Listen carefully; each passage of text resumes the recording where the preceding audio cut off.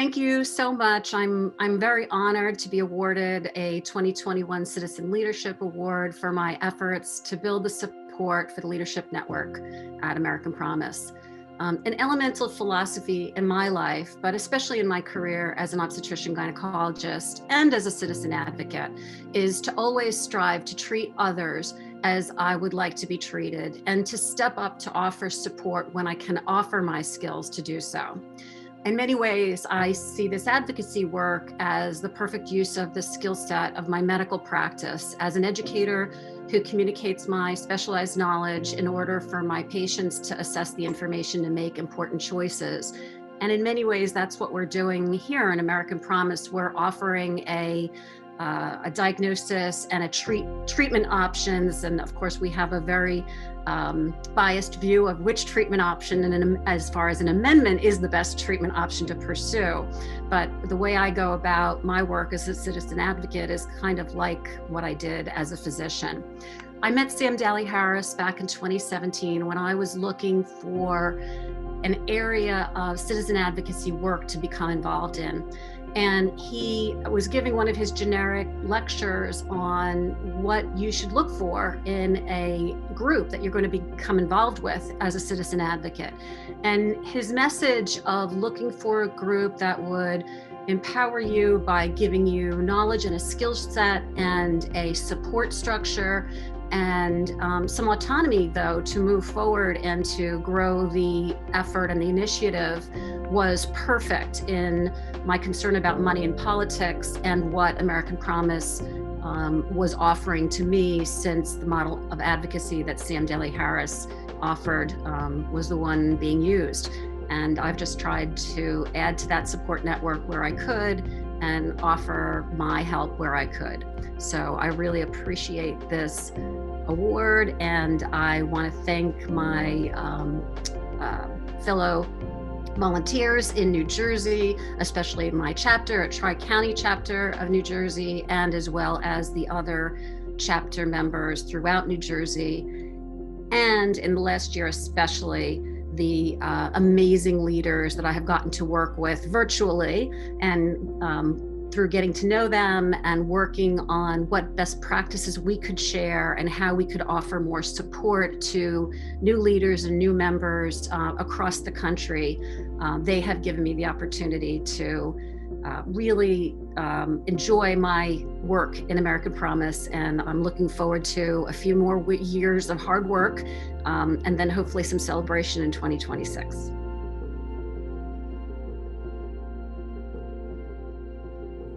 What a difference a century makes. There was a time when a Republican president proposed and both houses of Congress enacted, without even a minute of debate, a strict prohibition of corporate money in politics. The notion of politicians being for sale to corporate powers was so obviously corrosive of our democracy that not a single voice was raised in dissent. The First Amendment was not mentioned. The year was 1907. The president was Teddy Roosevelt. And here's the shocker. That law, the Tillman Act, still stands. But as we all know, the Citizens United decision drove a truck through it by allowing unlimited independent corporate political spending. And what a difference a decade makes.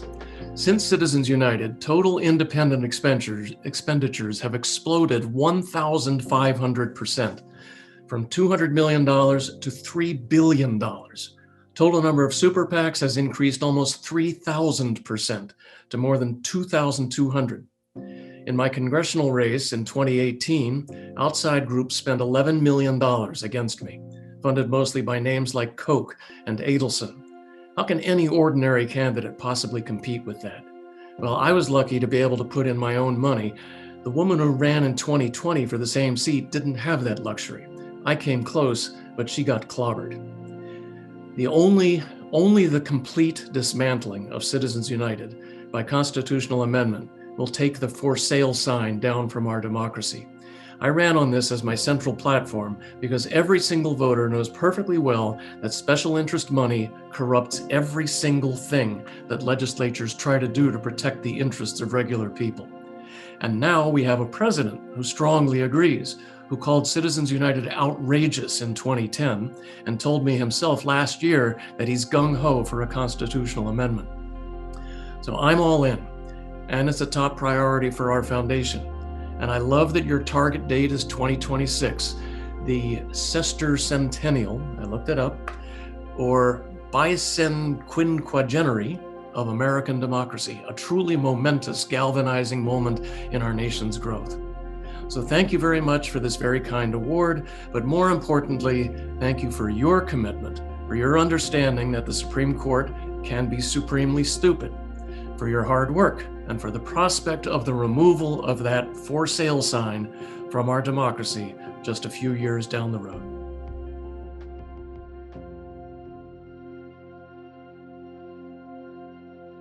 Thank you for this National Citizen Leadership Award. It's great to work with so many great leaders. I'm a part of a national cross-partisan network of citizens and actually citizen leaders. In fact, the group that I've been working with has been about 10 or more people that have been working for a few years together now.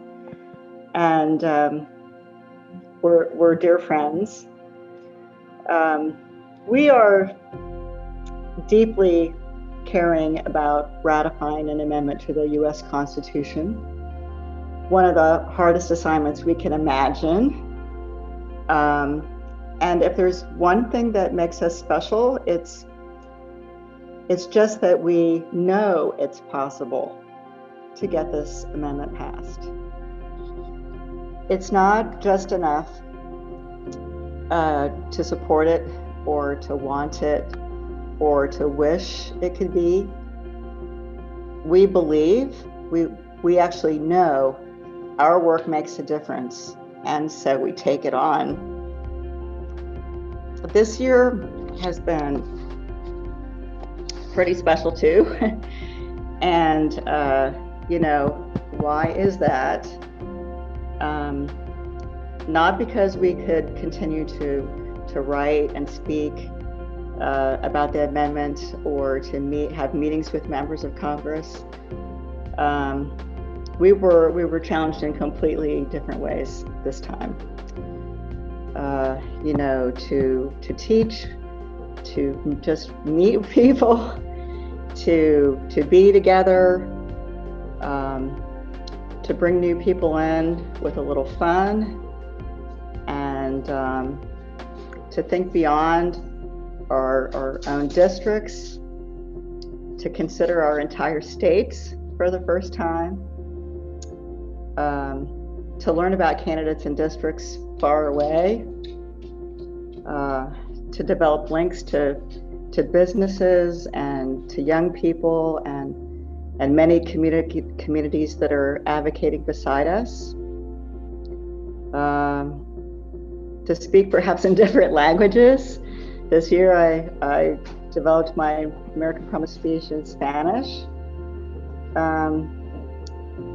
and to adopt a plan for the first time to get our constitutional amendment passed on a timeline. So we're not thinking, someday this will pass. We're actually just working together a different way. And that's what I like, is working with people, with you, with leaders like me, with just simply Americans looking to help in the best way we can, and to ratify this amendment to get money out of politics for all of us once and for all.